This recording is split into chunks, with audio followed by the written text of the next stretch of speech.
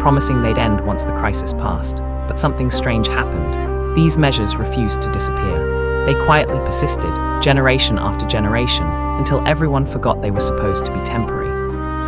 Today we're uncovering the medieval emergency measures that were supposed to end, but never did, the temporary solutions that became permanent fixtures of modern life, and the forgotten promises that shaped the world you live in. These aren't ancient curiosities, they're active forces in your daily life, and they all started as something that was supposed to go away.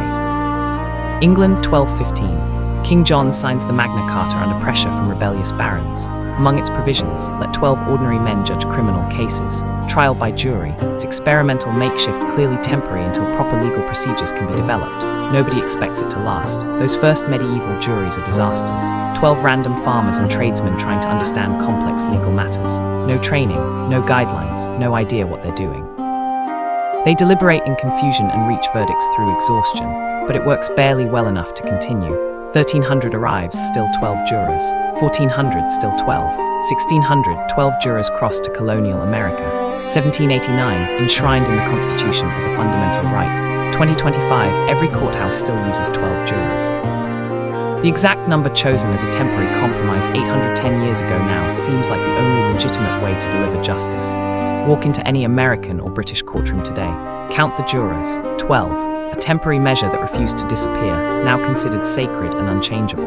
When you serve on a jury, you're participating in a system that was never meant to last beyond the crisis of 1215. France, 1188. Jerusalem falls to Saladin. King Philip II faces an emergency. He needs crusade funding immediately but has no money.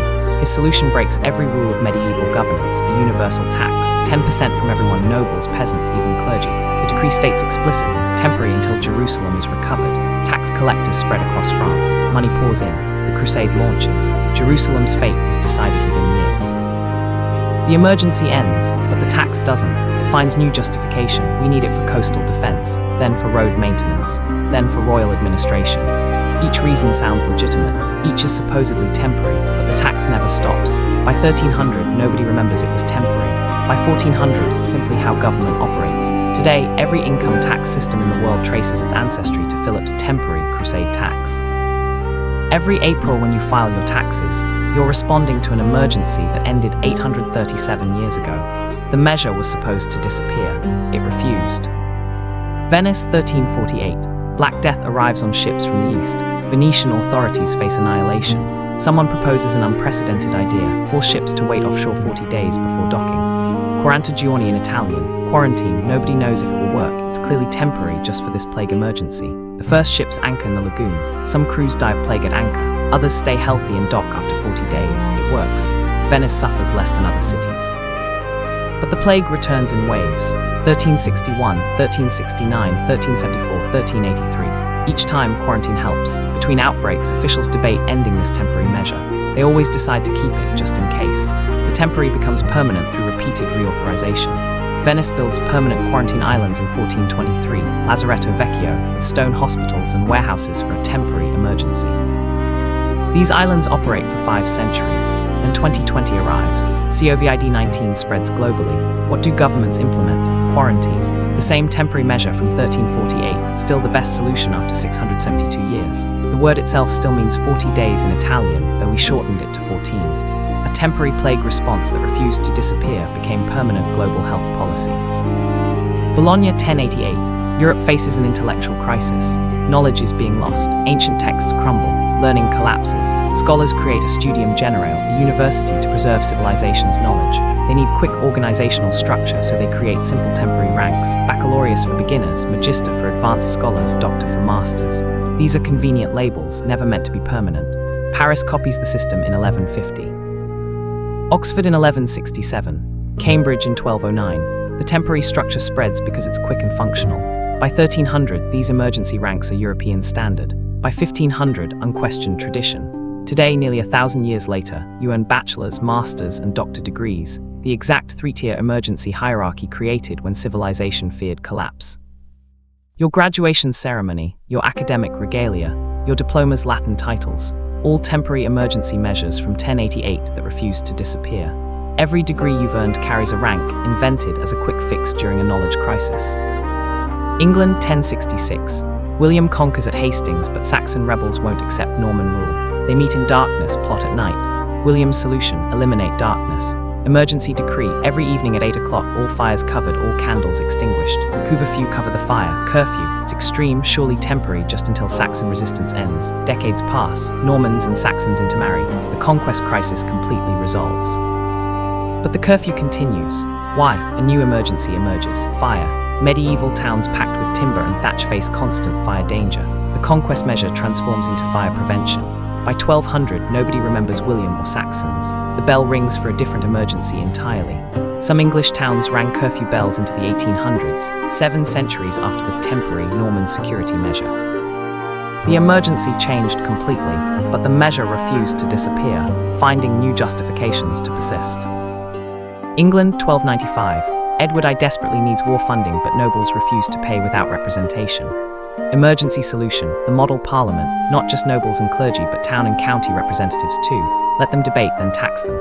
Obviously temporary, just to solve this immediate funding crisis. The first meeting is chaos. 3 classes who have never met as equals, no procedures, constant conflict. It barely functions, but it functions enough. The war gets funded. Then Edward needs more money. He calls another emergency parliament. Then another. By 1400, these emergency assemblies are routine. By 1500, essential to governance. By 1700, Parliament claims supreme power. Edward's temporary war funding assembly became the foundation of representative democracy. It crossed the Atlantic, became Congress, became the model for democratic government worldwide. Every time you vote, you're participating in Edward's emergency funding solution from 730 years ago. The temporary assembly refused to disappear and accidentally became democracy itself. Medieval Europe, 1200s. Craft guilds face an emergency, master craftsmen dying without passing on skills. Quality collapses, ancient techniques vanish. Emergency solution: apprenticeship, bind boys to masters for 7 years. Learn by doing, it's crude, surely temporary until better education emerges. Better education did emerge, universities spread, books multiply, literacy rises, technical schools open. YouTube appears with unlimited tutorials. The emergency that created apprenticeship has been completely solved. Yet today, electricians, plumbers, carpenters still serve multi-year apprenticeships under masters, still use the explicitly medieval titles: apprentice, journeyman, master. 8 centuries of educational innovation couldn't improve on the temporary emergency system. It refused to disappear because it works too well. Medieval villages, 1300s. Social crisis, isolated communities with no gathering space. Quick temporary solution: let someone's home serve as public alehouse. Hang pictorial signs outside: red lions, white horses, because people can't raid. Clearly temporary until proper public buildings exist. Centuries pass, public squares built, town halls appear. Literacy becomes universal. The emergency completely resolves.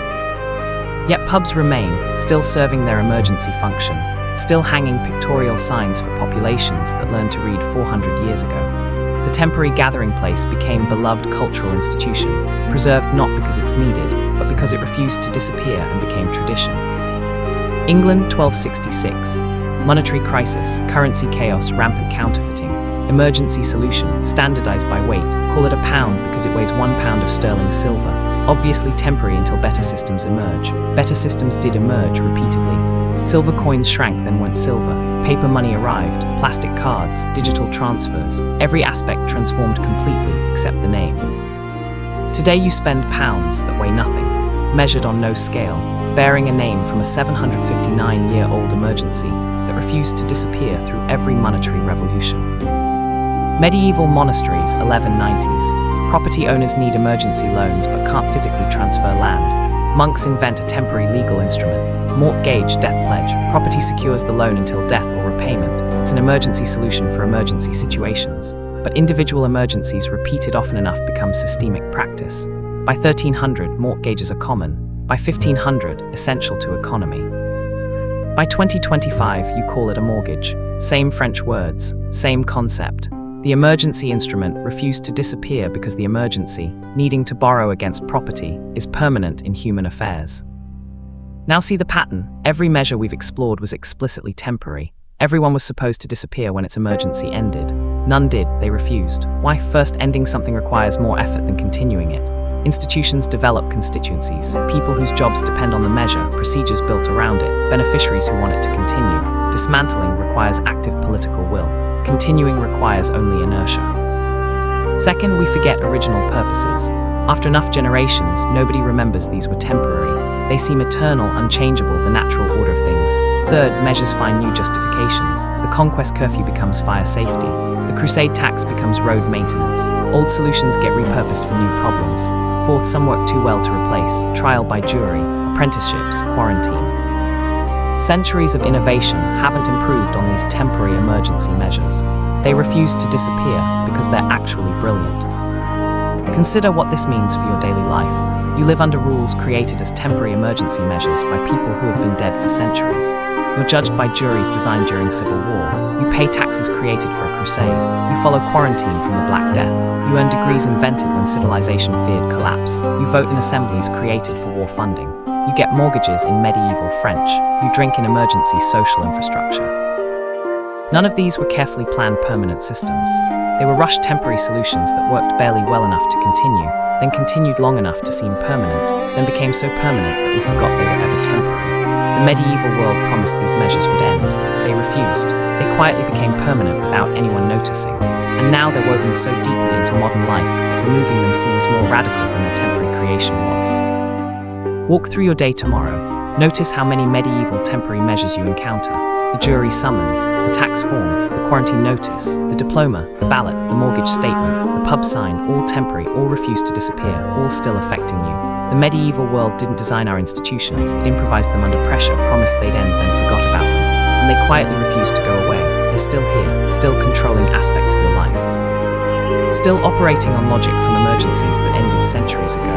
Welcome to the temporary measures that refuse to disappear. Welcome to the medieval emergencies that quietly became your daily life. They were supposed to end, they never did, and now you can't imagine life without